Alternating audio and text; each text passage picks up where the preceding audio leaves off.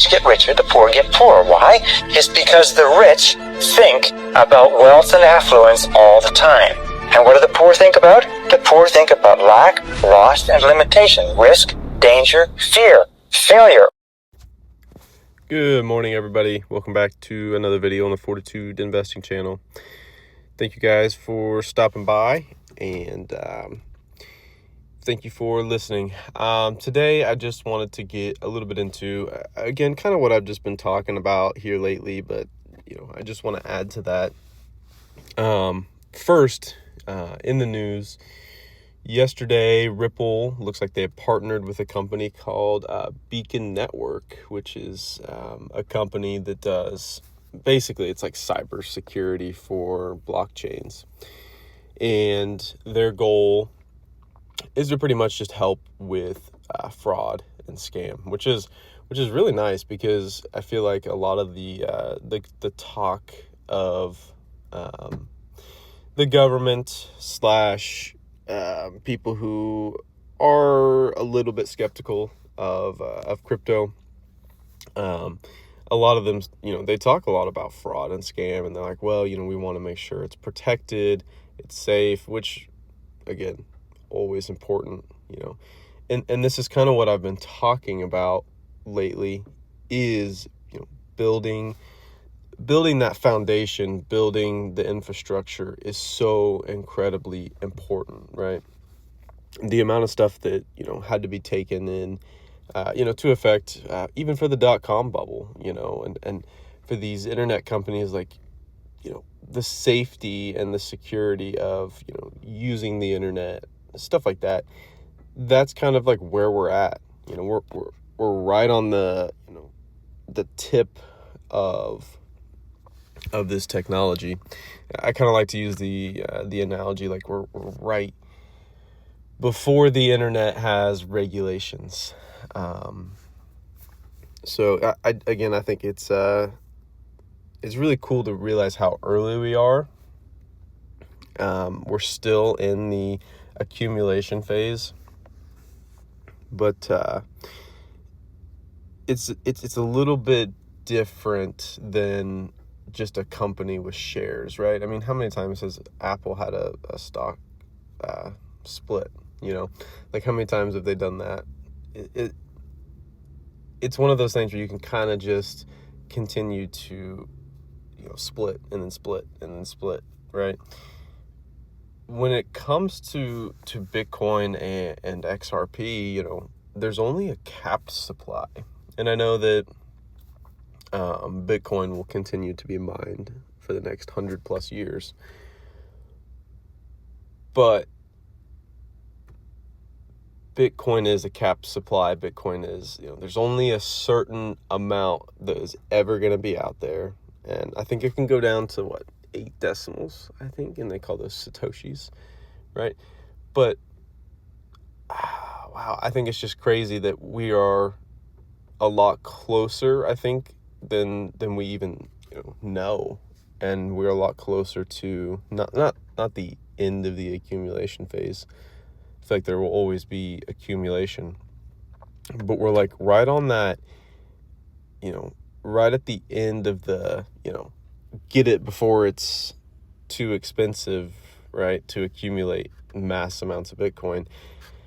Same thing with XRP and Ethereum. I guess a lot less for XRP, but you get the point.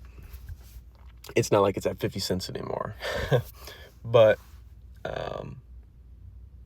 it is going to continue to grow and grow and grow. And listen, I'm not the one to do price predictions. I'm not the one to, say, hey, come listen to my video. It's XRP is gonna go hit $100 this year. Like, that's not me. That's not what I'm about. I'm all about building infrastructure, building a good foundation for you guys, for us, for me, and preparing our future, our future kids, grandkids, right? Building a generational wealth and building, the knowledge for each and every one of you guys. That's the most important thing to me, right? Like, we already know And we already have conviction. If you're listening to these videos, you already have conviction that we know that where Bitcoin's going to be in the next 5 to 10 years. Same thing with Ethereum, XRP, right? It's not a matter of if, it's just a matter of when. So a lot of this is, building that infrastructure, but also preparing each and every one of us, for that future.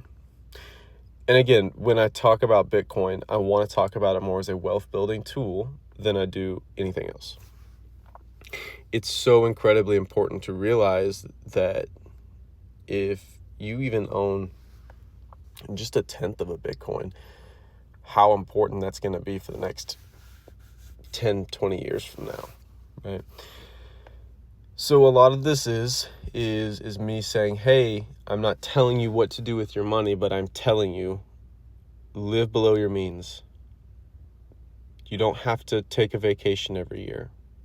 You don't have to go out to eat. You don't have to go out to the bars. You don't have to go hang out with your buddies and spend hundreds of dollars every month at the bars, at parties, whatever, right? Use that time on the weekends. Use that time when you have time off to study, to learn, to grow, to better yourselves, right? I mean, honestly, would you rather feel better at the end of the day knowing you have created generational wealth, you feel healthy, your family's taken care of, and you may not even have to freaking work after a certain amount of years?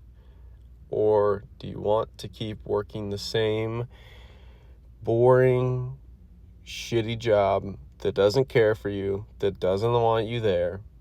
The people suck, right? And the dollar keeps getting inflated even more, right? Like, this is where we're at right now. And I'm telling you guys, this is so incredibly important to come to realize. If you take care of it now, then the rest of your life you get to enjoy without hating what you do. Because let's be honest, in America at least, most of us hate what we do or don't love it, right? Imagine you get to do what you love every single day. And you don't have to worry about getting paid in what you love to do because you took the time, you live below your means, and you kicked freaking butt, dude. Like, that's the whole point of this. That's the whole point of this channel, is to create a waterfall of wealth, to create generational wealth.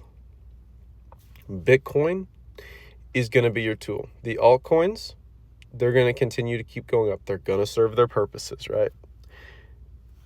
And I also believe that taking some profit out of those altcoins when Bitcoin dominance has come down, and to buy back into Bitcoin.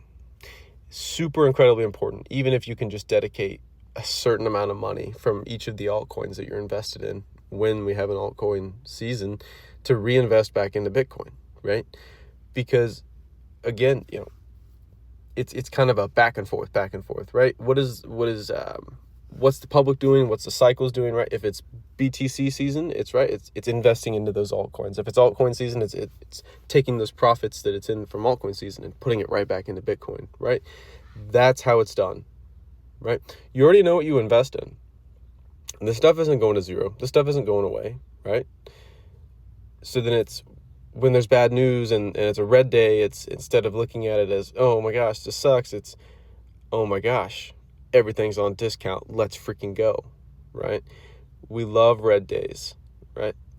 That is when we make the money in the bear markets, when things are scary, when things are difficult.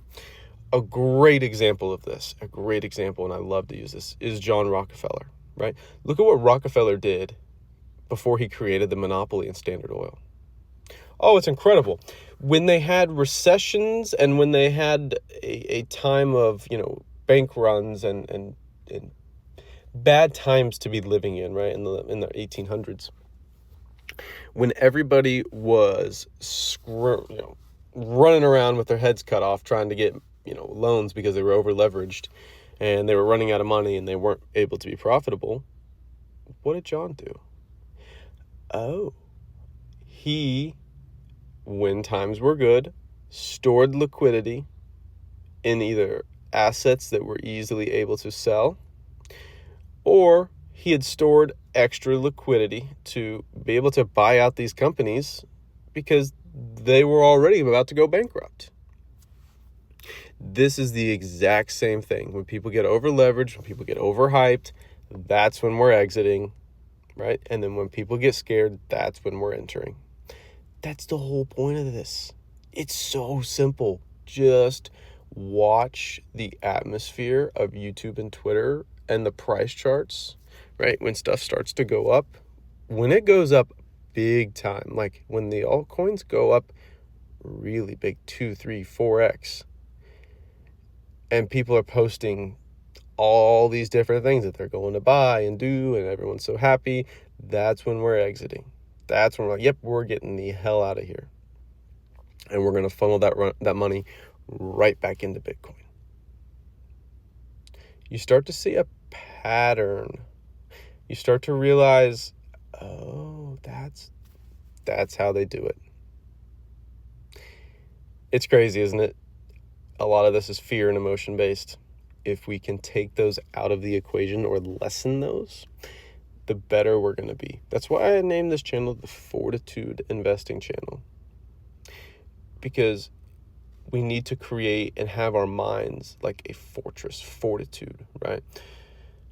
Undoubted belief in what we're investing in, strong faith, stoic mindset. Know what you hold, right? Thank you guys for stopping by and listening to this video. I hope you guys enjoyed. Go hug a family member, touch some grass.